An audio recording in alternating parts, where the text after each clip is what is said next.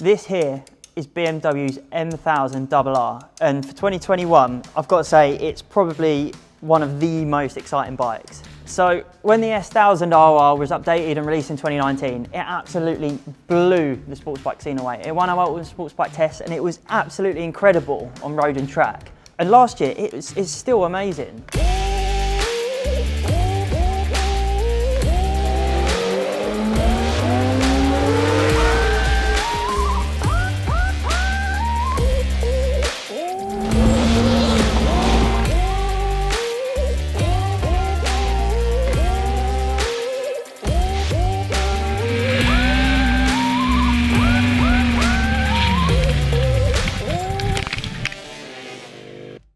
Last year, it was knocked off the top spot. Well, we took it to Cadwell. We found it brilliant on the road, absolutely perfect. Like, comes with cruise control, it's got heated grips, it's soft, it's friendly, it's easy, it's lovely.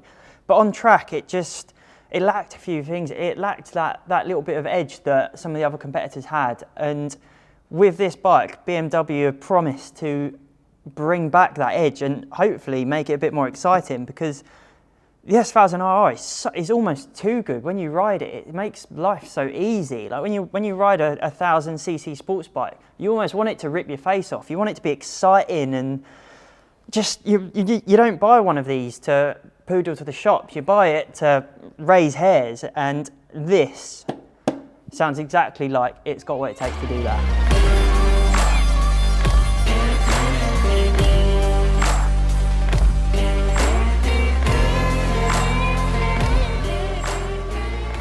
So firstly, BMW have done a serious number on this engine.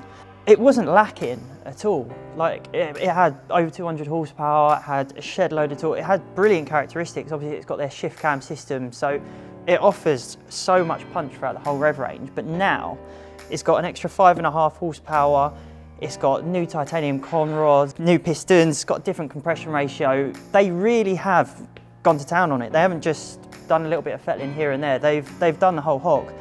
And now it not only produces more power and more torque at the top end, but it also revs higher as well. So it revs to over 15,000 RPM. So it's going to be an absolute weapon when it gets wound up.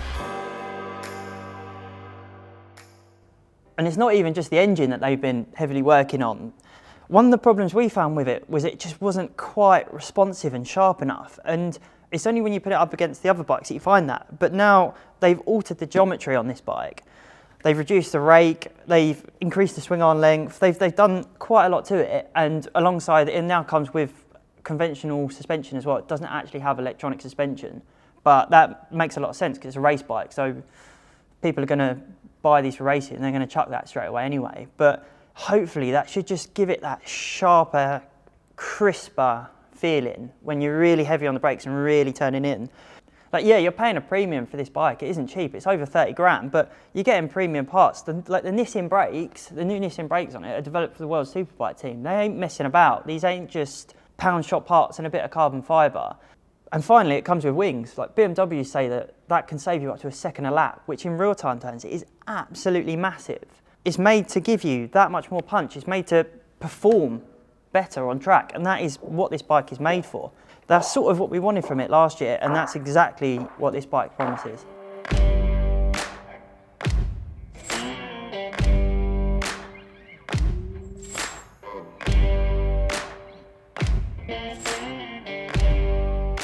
As you can imagine, it comes with like the full electronic suite. You've got your traction control, you've got your 6-axis IMU, you've got your wheelie control, you've got your ABS. It comes with the whole hog, but even though this is realistically a homologation special bike to make a solid superbike, they haven't just thrown all its road manners out the window. It comes with a USB slot under the seat if you need to charge your phone. It comes with cruise control. It comes with heated grips.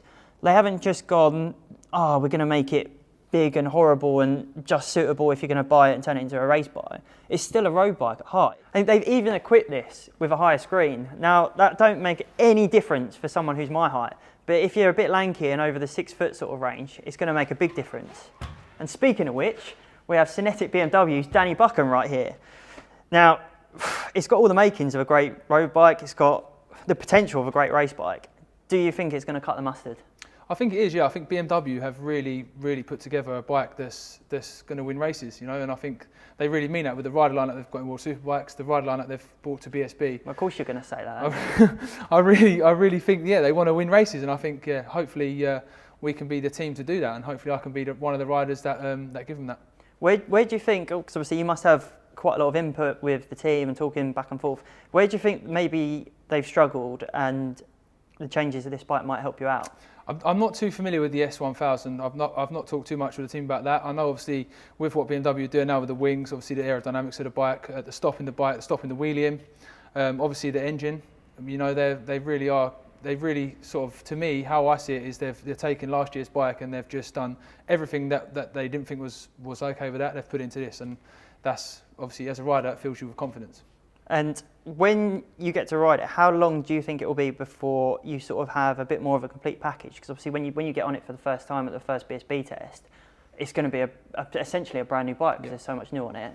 How long do you think it will take for you? I don't know. I'm really open-minded. You know, as a rider, like obviously the last bike I rode wasn't a BMW, so I need sort of a day on this, and then that's the last bike I've ridden, and then that's.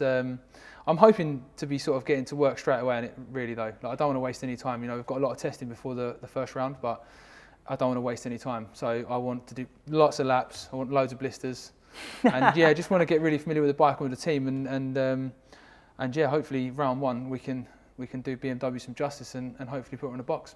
So showdown, top 5, top 3? Well, yeah, the showdown would be ideal. I mean, but when I spoke to Philip about my expectations, he said you should be top 3. So that's that, isn't it? Yeah. You know, so obviously, yeah, I'm probably selling myself short just saying showdown, but realistically, I think, yeah, top 8 now, the new showdown format, first year, and then push for podiums the year after, hopefully. But who knows? Just get on it and see how we go. Interestingly, obviously you've got the other teams in BSB that run the BMWs. How much of a crossover do you have with them? Do you have any sort of input at all, or do you just all go your different ways? Yeah, I don't know really. I mean, obviously being the official BMW team, we have quite good connections with the World Superbike team and the engineers over there. So that's obviously a massive plus. And in terms of what we share with the other teams, I don't really know. You know, I guess we're there to beat them. With the official BMW team, we should hopefully and theoretically be the team to beat. So, yeah, I don't know the crossover. I don't know too much about it yet. Obviously, being new to the team, I don't know. Oh, no, thank you. And we look forward to riding it, probably not as much as you do. But, yeah, we'll be on the launch soon, and we can't wait to tell you how it is.